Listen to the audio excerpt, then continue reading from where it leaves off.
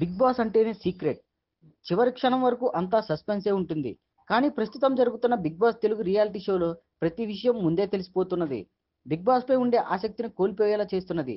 సాధారణంగా శనివారం జరిగే గేమ్లో ఎవరు సేఫ్ అయ్యారనే విషయాన్ని చెబుతారు.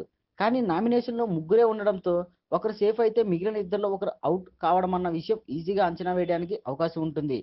అందుకే షో మీద ఆసక్తిని కోల్పోకుండా ఎలిమినేషన్ ప్రక్రియను ముట్టుకోలేదనే విషయం బోధపడింది. 4వ వారంలో భానుశ్రీ ఎలిమినేట్ అయిందనే విషయం పక్కాగా తెలుస్తున్నది. తన టీషర్ట్లో చేయి పెట్టారని అసత్య ఆరోపణలు చేసింది. ఆ తర్వాత తాను తప్పుగా మాట్లాడానని సారీ చెప్పింది. ఈ విషయంలో భానుశ్రీ మూల్యం చెల్లించుకోవాల్సి వచ్చిందనేది చర్చగా మారింది. ఒకవేళ భానుశ్రీ ఎలిమినేషన్ కరెక్టే అయితే కౌశల్పై అసత్య ఆరోపణలు చేసిన ఆమెకు ఆడియన్స్ గట్టిగానే బుద్ధి చెప్పినట్టు అవుతుంది. గత ఎపిసోడ్లో భానుశ్రీని ఎలిమినేషన్ నుంచి కాపాడిన కౌశల్పై ఇలాంటి చౌకబారు ఆరోపణలు చేయడం ఆడియన్స్ తప్పక ప్రభావం చూపి ఉంటుందనే అభిప్రాయం వ్యక్తమవుతున్నది. గతంలో కౌశల్పై కిరీటి ఇలాంటి చీప్ కామెంట్స్ చేయడం వల్లనే ఆయన ఇంటి నుంచి బయటకు వెళ్ళాడనే సత్యం. అలాంటి విషయం నుంచి భానుశ్రీ గుణపాఠం నేర్చుకోకపోవడం ఆమె ఇంట్లో అస్తిత్వానికి ముప్పు తెచ్చినట్టు కనిపిస్తుంది. ఇప్పుడు కిరీటి దారినే భానుశ్రీ పట్టినట్టు అర్థమవుతుంది.